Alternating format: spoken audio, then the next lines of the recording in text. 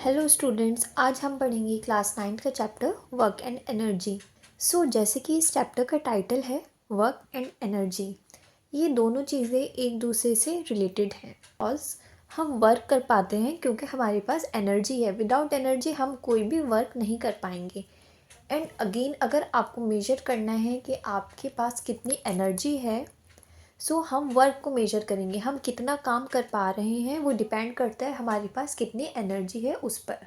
या फिर इसका अपोजिट हम समझते हैं, हमारे पास जितनी ज़्यादा भी एनर्जी होगी उतना ज़्यादा काम होगा। Both are inter related. Now अब हम आते हैं साइंटिफिक कॉन्सेप्ट ऑफ वर्क पर। ये थोड़ा डिफरेंट है, हमें ये समझना पड़ेगा बिकॉज हम समझते हैं वर्क सारे ही काम को बोलते हैं, बट इन साइंस इसका कॉन्सेप्ट थोड़ा अलग है। फॉर एन एग्ज़ाम्पल स्टूडेंट्स, अगर एक स्टूडेंट कोई रीडिंग कर रहा है, क्या वो वर्क हुआ? हम साइंटिफिकली समझते हैं कि क्या उसे हम वर्क बोलेंगे या फिर नहीं कहेंगे। वर्क के होने के लिए ये 2 पॉइंट्स का वैलिड होना ज़रूरी है। Force should be act on an object. किसी भी ऑब्जेक्ट पर जिस पे काम हो रहा है उस पर फोर्स लगनी चाहिए और ऑब्जेक्ट डिस्प्लेस होना चाहिए।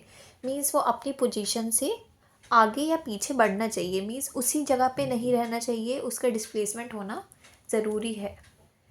अगर फोर्स लग रही है एंड ऑब्जेक्ट का डिस्प्लेसमेंट हो रहा है, जब भी हम बोलेंगे कि वर्क हो रहा है, अदरवाइज़ कोई वर्क नहीं होगा साइंटिफिकली।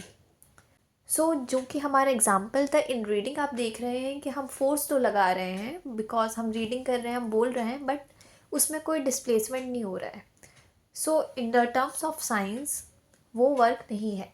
इस चैप्टर में हमें साइंटिफिक कॉन्सेप्ट ऑफ वर्क को लेकर चलना है एंड उसी पे आगे न्यूमेरिकल सॉल्व होंगे।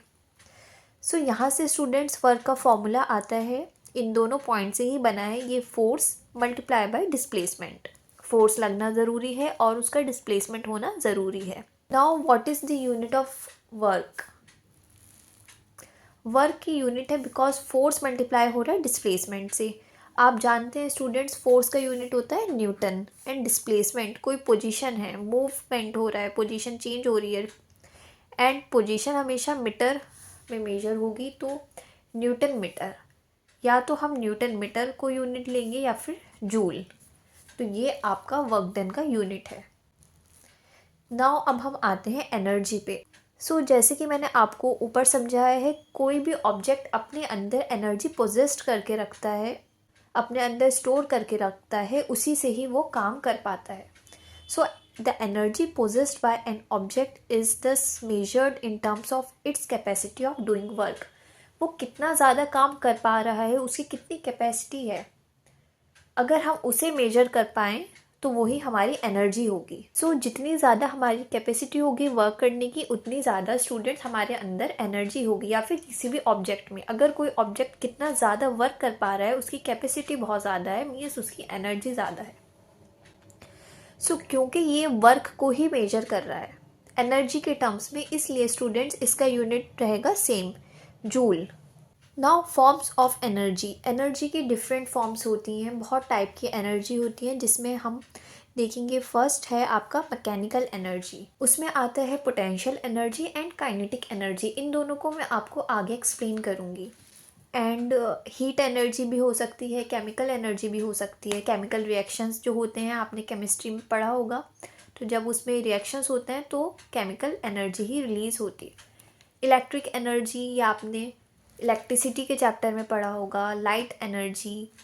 These are different forms of energy, but in this chapter हमें मेन फोकस रखना है मैकेनिकल एनर्जी पर, means potential energy and kinetic energy. अब हम आ गए हैं काइनेटिक एनर्जी पर। बहुत सारे बच्चों को कन्फ्यूज़न रहता है कि काइनेटिक एनर्जी क्या होती है, पोटेंशियल एनर्जी क्या होती है। आज सबके डाउट्स क्लियर हो जाएंगे। काइनेटिक एनर्जी वो एनर्जी होती है जो किसी भी ऑब्जेक्ट में उसके मोशन की वजह से स्टोर हो जाती है। अगर कोई भी ऑब्जेक्ट, फॉर एग्ज़ाम्पल उसका मास है स्टूडेंट्स m, वो v स्पीड से मूव कर रहा है, तो उसके अंदर जो एनर्जी स्टोर्ड है उसे हम बोलेंगे काइनेटिक एनर्जी। एंड ये इसका फॉर्मूला है, kinetic energy is equal to half mass into velocity का स्क्वायर, हाफ mv²। आपको ये फॉर्मूला लर्न करना है, यही न्यूमेरिकल्स में यूज़ होगा। एनर्जी ड्यू टू मोशन, उसे ही हम काइनेटिक एनर्जी बोलेंगे in simple terms. Now what is potential energy? किसी भी ऑब्जेक्ट की अगर हम शेप, कॉन्फ़िगरेशन या पोजीशन चेंज करते हैं, उसकी वजह से जो उसके अंदर एनर्जी स्टोर होगी स्टूडेंट्स, उसे ही हम पोटेंशियल एनर्जी बोलते हैं। फॉर एग्ज़ाम्पल स्ट्रेच्ड स्प्रिंग, जब हम एक स्प्रिंग को जो कि पहले ऐसा था, अब हमने उसे स्ट्रेच करके ऐसा कर दिया है, सो इसके अंदर जो एनर्जी स्टोर होगी उसे बोलेंगे हम पोटेंशियल एनर्जी। एंड इसका एक और एग्जांपल है एरो एंड बो, जब हम बो को स्ट्रेच करते हैं तो उसमें भी पोटेंशियल एनर्जी स्टोर होती है स्टूडेंट। एंड हमने एक और पढ़ा है पोजीशन की वजह से भी, ये दोनों तो शेप के एग्जांपल्स थे। जब हम उसकी पोजीशन चेंज करते हैं तो उसमें भी पोटेंशियल एनर्जी स्टोर होती है, वो हम इसमें समझेंगे potential energy of an object at a height. एक ऑब्जेक्ट ग्राउंड पर था, हमने उसे उठाकर उसकी हाइट थोड़ी सी बढ़ा दी है। अब जब उसकी हाइट इंक्रीज़ हुई है, उसकी पोजीशन चेंज हुई है, ग्राउंड से वो ऊपर पहुंच गया है, उसके अंदर पोटेंशियल एनर्जी स्टोर हो गई है। सो इस पॉइंट पर जब हमने ऑब्जेक्ट को h हाइट पर ऊपर कर दिया है तो उसमें कितनी पोटेंशियल एनर्जी स्टोर होगी, उसका फॉर्मूला यहाँ पर है। Potential energy is equal to mass into acceleration due to gravity into height. So students, G की जगह पर या तो आप 9.8 लेंगे या फिर 10 मीटर पर सेकेंड स्क्वायर, जो भी आपको क्वेश्चन में गिवन होगा उसकी वैल्यू यहाँ पे पुट करेंगे। एम की जगह पर जितना भी ऑब्जेक्ट का मास होगा एंड एच की जगह पर उसे कितनी हाइट पर आपने उठाया है वही आप पुट करेंगे। इजीली न्यूमेरिकल सॉल्व हो जाएंगे। Now our topic is law of conservation of energy.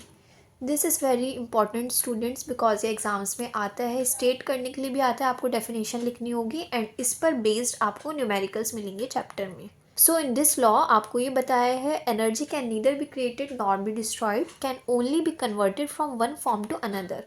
जो भी आपके पास एनर्जी है वो ना ही डिस्ट्रॉय हो सकती है, ना ही आप उसे बढ़ा सकते हैं, वो एक कॉन्स्टेंट अमाउंट में है, वो उतना ही रहता है, लेकिन सिर्फ एक फॉर्म से दूसरी फॉर्म में कन्वर्ट हो सकती है। फॉर एग्जांपल अगर आपके पास काइनेटिक एनर्जी है तो वो kinetic energy students potential energy में कन्वर्ट हो जाएगी, देन कांस्टेंट सेम ही रहेगा, टोटल एनर्जी आपकी सेम ही रहेगी।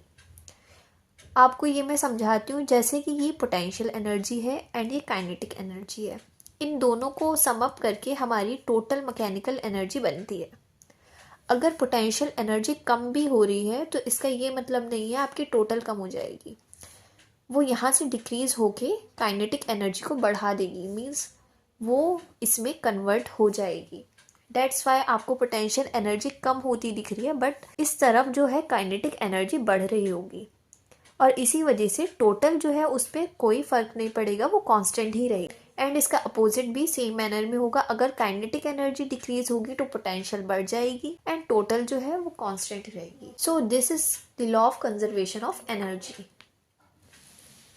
Now your last topic of the chapter is power. So power क्या होता है students? Rate of doing work, आपके वर्क करने का जो रेट है, means work divided by time. जहाँ पे भी रेट आ जाता है स्टूडेंट्स वहाँ पर टाइम से डिवाइड करना होता है, मीन्स हम टाइम के हिसाब से देख रहे हैं उसे। सो जो पावर है वो है rate of doing work, work divided by time, ये इसका फॉर्मूला है, सिंपल फॉर्मूला जो आप अप्लाई करके आंसर निकालेंगे। And the unit of power is watt. So इसका ये यूनिट है एंड लार्जर यूनिट जो है वो है kilowatt. 1 kilowatt is equal to 1000 watt. And एक और कन्वर्जन है, 1 वाट होता है 1 जूल पर सेकेंड। सिमिलर ही बात है, यहाँ से ये यूनिट आया है, वर्क डन का होता है जूल स्टूडेंट्स एंड टाइम का सेकेंड, तो हम पावर को जूल बाय सेकेंड भी लिख सकते हैं। इसी वजह से 1 किलोवाट जो है वो 1000 वाट भी होता है एंड 1000 जूल बाय सेकेंड भी होता है। So now your chapter is completed students. हमने आज वन शॉट में ये पूरा चैप्टर बहुत अच्छे से कंप्लीट कर लिया है। मैंने आपको सारी डेफिनेशन समझाई हैं and all the important formulas भी मैंने आपको दे दिए हैं। अब आपको इन फार्मूलाज को लर्न करके इन पर क्वेश्चन प्रैक्टिस करनी है। आई होप आपको सारे डाउट्स क्लियर होंगे। Thank you.